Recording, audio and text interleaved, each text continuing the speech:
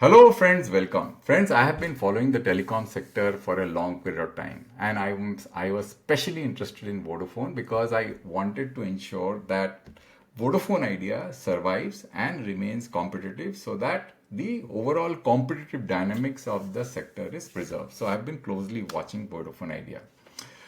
In this regard, I have done plenty of articles as well as videos. Now, in one of the video which I did 8 days back, I made some prediction. The prediction that I made is that ultimately the government has to only take equity. There are all other options, return of spectrum, AGR relief is not going to work because of many complexity. And I have explained in that video what kind of complexity the government has to deal with. For example, let me just show you so that you understand. In a couple of Excel sheet, I'm going to show you. This is an Excel sheet which I have prepared by looking into BSNL's annual statement, and I show you that which day and how much equity share the Government of India has taken as regards to BSNL company for the various line items. For example, 900 megahertz spectrum, AGR dues, capital expenditure, spectrum purchase in FY23-24. So what I was trying to argue is that because if the Government of India gives any kind of relief to Vodafone Idea in terms of AGR payment, then these things have to be undone. This BSNL equity which the Government of India has taken has to be undone, and this has been booked as revenues in the Government of India's budget, and those budget has already kind of gone through, and those books have to be unwinded. It becomes very difficult. And then Bharti has made some prepayment on their AGR dues, so that money has to be returned. Similarly, there was a proposal that Vodafone Idea wanted to return some spectrum to kind of curtail certain bank guarantee obligation that it had, which the government was asking, which was due to be submitted before 10th April 2025 for their 900 megahertz of 2015 900 megahertz spectrum. So that also probably got rejected because other operators might have asked for a similar treatment. Now friends, why I'm doing this video today? The reason I'm doing this video today is that you guys will be interested to know that what is the future for Vodafone Idea, especially in next couple of years, because you can't really see in many years in future, which we are not interested much. But let's go to the details in the minutest level to see what kind of obligation Vodafone Idea will have in the next financial year and the year after, as well as the year next. So let's look at the Excel sheet which I have prepared, which is going to give you a very good idea. So I request viewers to pause the video and look at this Excel sheet, which I'm going to explain to you, and you will understand. So here what I have done is I have aggregated all the years of spectrum auction, right, starting from year 2010 till 2024 in all the spectrum bands, the quantum of spectrum here, the outflow, the total outflow in rupees crores. Then, I have aggregated these outflow in the bucket of years because these outflow are aggregated on a band basis. So what I have done, I have aggregated on the basis of year by aggregating these bands together, right? So these are the numbers. And then what was the upfront payment? What was the upfront amount? What was the total upfront amount aggregated on a yearly basis on various of all the bands? And then what was the deferred payment on a spectrum band basis, and what is the deferred payment on a aggregated basis for that particular year, auction year, and what was the interest rates. Now these numbers are only for reference, so this is not going to change anything materially. But what is going to be interesting is starting from here, the interest rates. This is the total outstanding for Vodafone Idea as per the annual statement, which I have extrapolated till 31st March 2025. So how did I do the extrapolation? So you can go and have a look at this. See, again, you can pause the video and you can have a look. So these numbers were extracted from the annual statement, and this number has been extrapolated based on what I see the trend, because this number is not yet out. The Vodafone Idea's annual statement is not yet out, and these are the interest rate, and this is the yearly installment. So what I have done is I am just showing this Excel sheet to you just to basically tell you that how I have extrapolated which number, this number. This is the outstanding, which is the column S. And then the number of installment I have picked up from there. So what I have done is that I have reduced some of the installment by 1 because I know that these years, these FY22-24 numbers for the auction in year FY22-24, these numbers, I think there is a problem here. Just a minute. Let me just pull this a little bit here. Yeah. So these numbers, these are not part of the moratorium. So what I have done is I have adjusted the installments, and for the AGR the number of installment is 6 anyway. So, and then using the deferred payment calculation formula, which I have showed in one of my videos. So if you go here, I'm going to show you how to get the deferred. So you may not be, you may not be interested in the deferred payment formula. So just forget about it.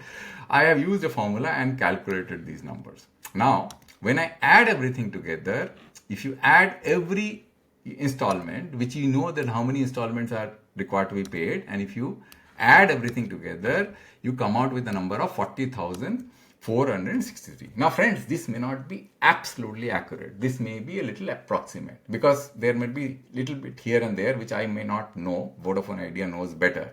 But this is a very good approximation. Now, what is the equity conversion number that I am coming out with? So let me just make a little bit, do a bit of a zoom in. So you will understand that what I am assuming is, what Vodafone Idea is doing is, they are asking the government to convert these into equities. 318, right? 6206, 1148, 3951, and then and then 1642. So if you add all these things, you come out with a number of 38,355. So what they are leaving out, which they are not converting these numbers they are leaving out. So this is the number. But when you look at Vodafone Idea's number, which they have announced publicly, the number comes out to be how much? 36,950. My number comes out to be slightly higher. I don't know why. So I'm just basically, why I'm doing this calculation, just I'm basically trying to see that whether I am in the ballpark or not, right? So this is the number, 36,950 as per Vodafone Idea's own calculation. My calculation is slightly way off, right? So the current equity number of Vodafone Idea is 16,130. We know that. So if you add these two, it comes out to be how much? 53,080 crores, right? Now 53,080 crores is 49% as per Vodafone Idea. So the total equity of the company is 1,08,327 crores, right? So far so good. Now let's look at when the payment is due, right? For each and every auction, right? 2000 starting from 2012, because 2010 anyway nothing is due, right? It was all upfront. So it is December, March, April, October, March, August, March. It is all as per their annual statement. So only one payment, which is of 2015, is on April, which is very, very important because this was actually due in 10th April 2015 because Vodafone Idea ended up consuming more spectrum than they paid, because that's why this crisis happened of their bank guarantee. You know that, right? Because what happened was that whenever a spectrum is allocated, the spectrum is allocated for 20 years. Now, you pay up for spectrum and the payment condition depends upon what is the upfront payment and what is the deferred payment. So, unfortunately, in case of 900 megahertz spectrum, in 2015 auction, it was 25% only. And the 1800 and 2300 was 33%. So and they ended up paying less for 900 megahertz spectrum because of the 25% upfront payment. That led to their overuse, and because of that this crisis happened, and because of this crisis happened, the GOI had to convert their equity much in advance than the end of the moratorium period, because ideally it was envisaged that they will do so after the moratorium period. But because of this crisis, because of this outstanding amount, right, which was more than so their payment, their installment was due because they have ended up using spectrum more than what they should have based on the total payment, which basically means that if you have 100 rupees and if you have 20 years of payment, then 5 rupees each and every year if you use spectrum, you end up paying 5 rupees. So Vodafone Idea might have used the spectrum more than the number of total amount of money that they have paid to the government of India, and that's why this crisis has emanated. So I think you probably understand that. Now, let's understand what the situation would be in the next financial year, because this equity conversion already has been done. So how much total shares Vodafone Idea has, right, in rupees crores? You can divide by 10 and you can clearly find out. This is 53,080 crores, and the total amount of shares in rupees crores is 1,08,327, right? Which we know because we can do a simple math, because if this is 49 divided by 0.49, you will get this number. Now next year, because they have already converted these amounts, which I told you, right? Except this amount, and this amount. So next year, this is the only thing that is going to be due, which is 2,108 crores. Maybe this calculation may be a little bit here and there, but roughly, approximately, this is the number which will be due in FY26, right? At the end of the monitoring period, which is quite, manageable. Now, what is going to be due in FY27? Now, in FY27, the numbers are which is going to be due will be 318, 6206, and this has already been paid because this is already included in their current this number.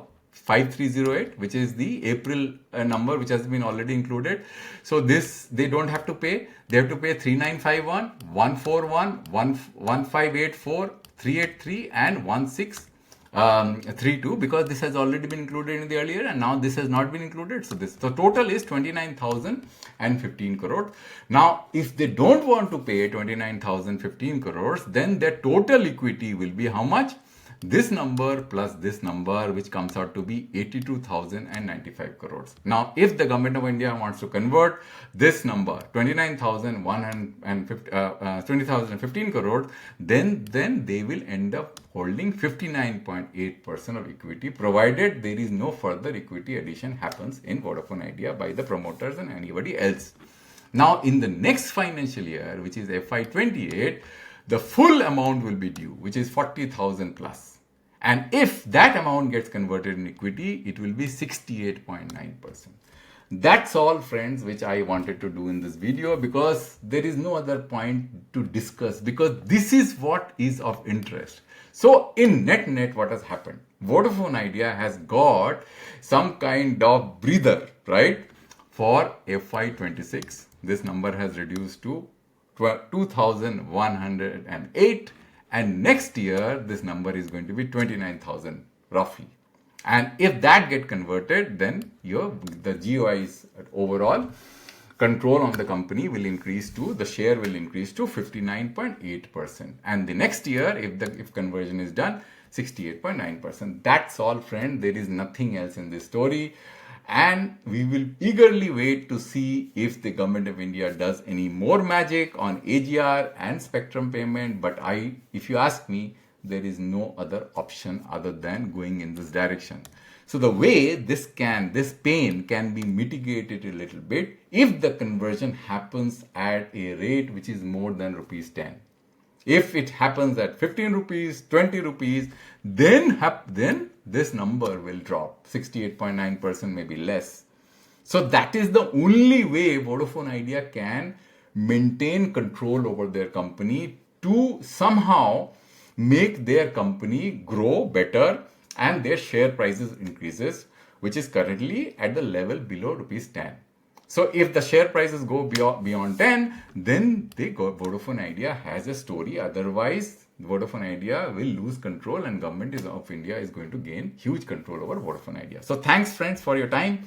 That's all I wanted to discuss. There is no problem. You can just pause the video and look at this number and let me know whether I have committed any mistake. And if I have, I will correct those mistakes based on your feedback. Thank you, friends, for your time. I'll come back with a new video next time on a new topic.